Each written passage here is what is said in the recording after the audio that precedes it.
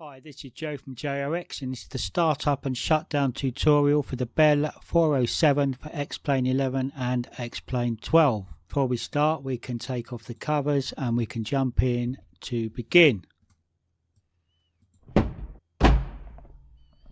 Should you wish to find out where I'm getting this information from, if you go to where you installed the JRX aircraft, in that folder will be another folder called documentation, and in there are 3 PDFs which have lots of information, including the startup and shutdown checklist. So let's begin with the list. Item number 1 is the frictions for the cyclic and the collective. The cyclic friction is here, the collective friction is here, the collective lock is there. We also need to ensure that the defrost valve is off. Next is the throttle, full and free travel. So off, idle, fly, max, background to idle, depress to idle release, and the throttle off. Up to the top, ensure the rotor brake is up and latched, and across to the circuit breakers to ensure that they are all in. Checking now the overhead switches that they're all off, apart from the ones I mentioned. Hydraulic on, and for the start we need to have anti-collision on with the rest all off. Next item is a battery on. When we turn this on, we get the FADEC running through its startup. I'll let that run, so battery on.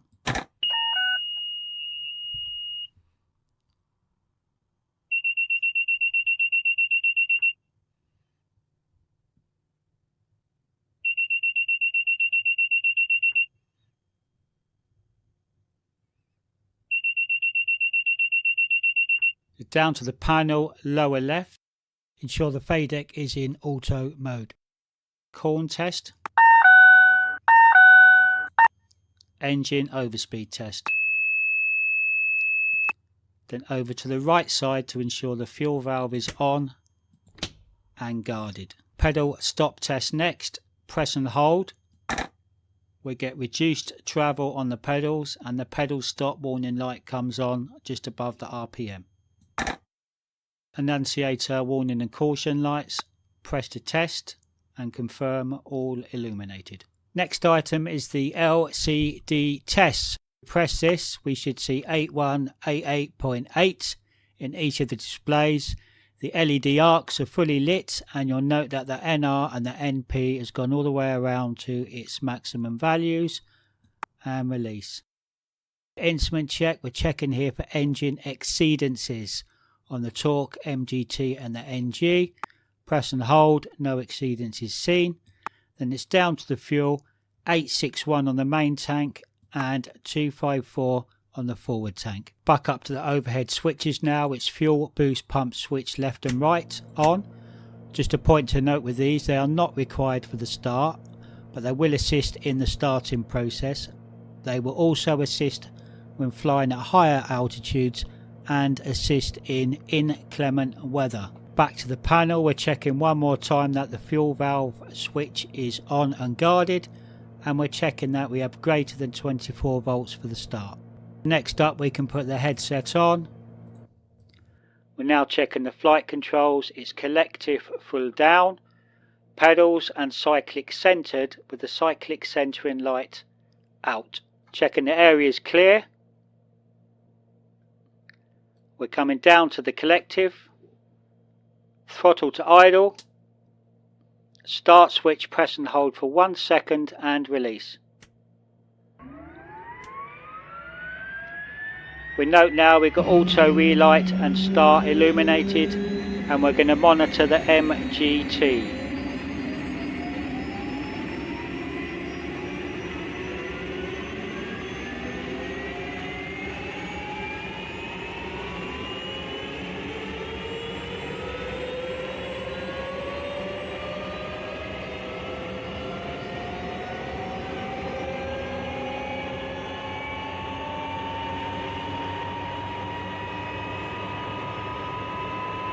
Had a peak at 724. We're now going to watch the NG. We're looking for 63%, which will show us that the engine is at idle.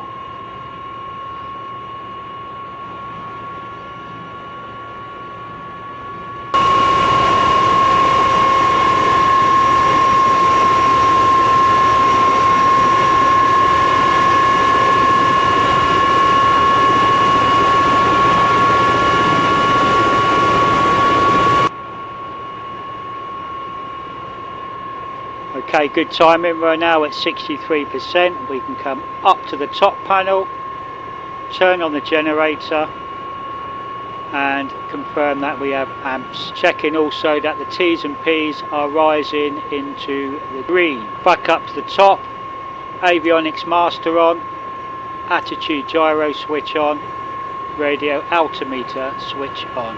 Testing the hydraulic system switch now. We turn off. We should have the lamp illuminated at the annunciator panel. Back up, switch on.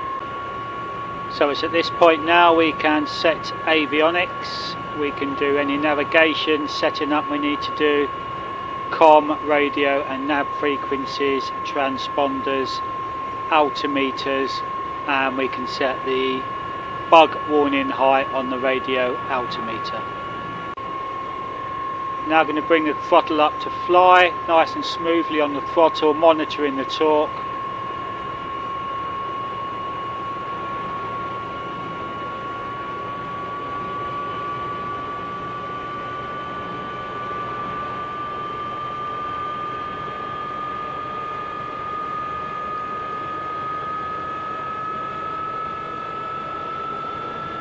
We're looking for 100% on the NR and the NP.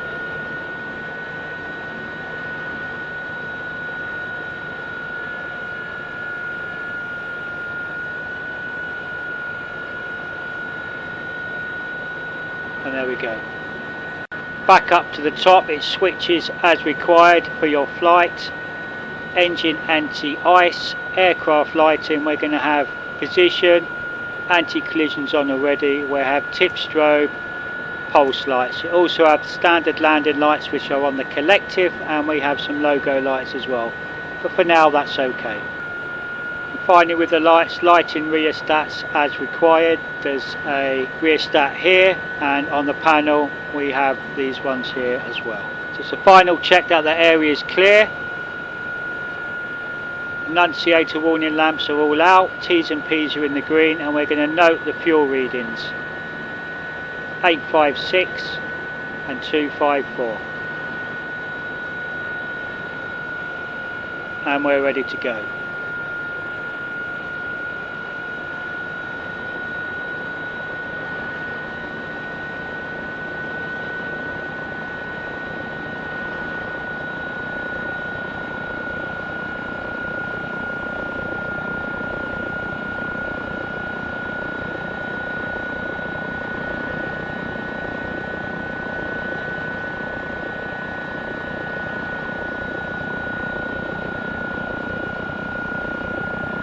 And away we go for our flight.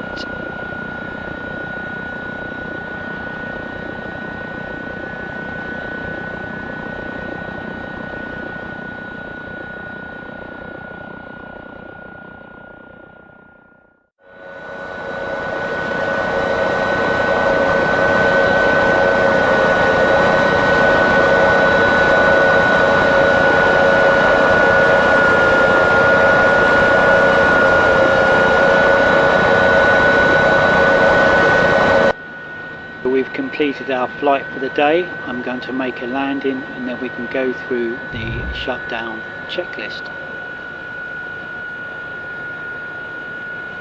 And there we go. Collective pull down, cyclic and pedals centered, cyclic warning lamp out, cyclic frictions and collective friction set, landing light switch off. In this case we're using pulse lights, so just them. Throttle reduced to idle.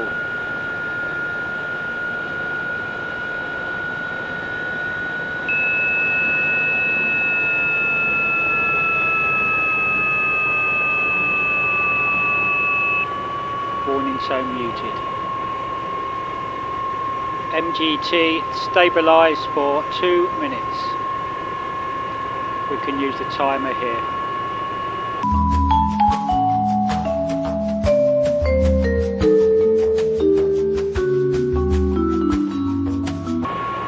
Okay, there's our 2 minutes. Up to the top for some switches. Engine anti-ice off. Any flight instrument circuit breakers can go off. Left hand fuel boost switch off. ELT, check for any inadvertent transmissions. Avionics master switch off. Generator switch off. Okay, we're ready to cut the fuel now, so it's down to the throttle, idle release pushed in,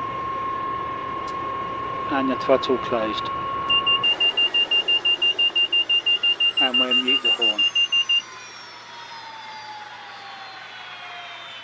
We're looking for NR of less than 40%. We won't fully apply the rotor brake, but we'll just bring it on to gently slow the rotors.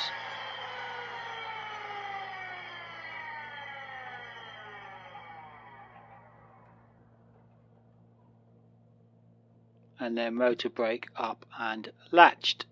And that's it for the fuel cut. Up to the overhead now. All switches off except for the hydraulic switch.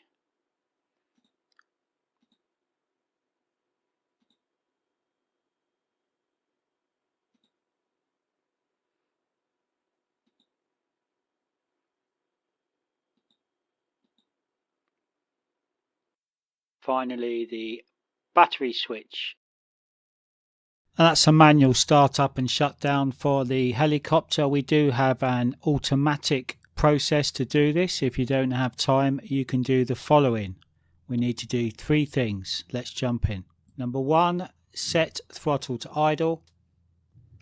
Number 2, ensure the rotor brake is up and latched. And number 3, go to flight, start engines to running.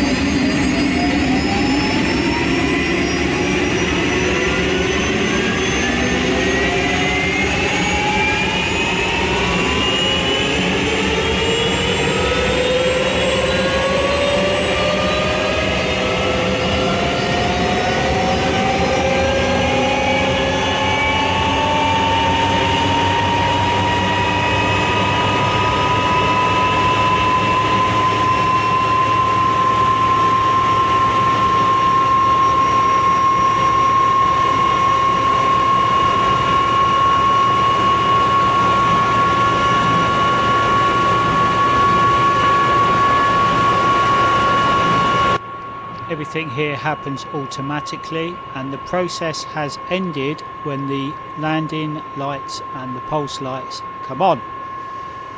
All you need to do then is to do any other checks, roll up the throttle and fly.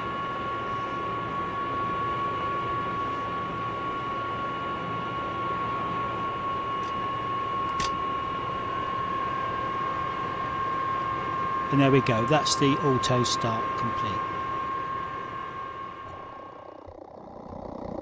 And that concludes the startup and shutdown video tutorial for the JRX Bell 407 for XP11 and XP12. If you have any comments, thoughts or feedback, I will put a link in the description that will take you to the JRX Forum. That's where we discuss all things JRX. So until then, enjoy your flights and I will see you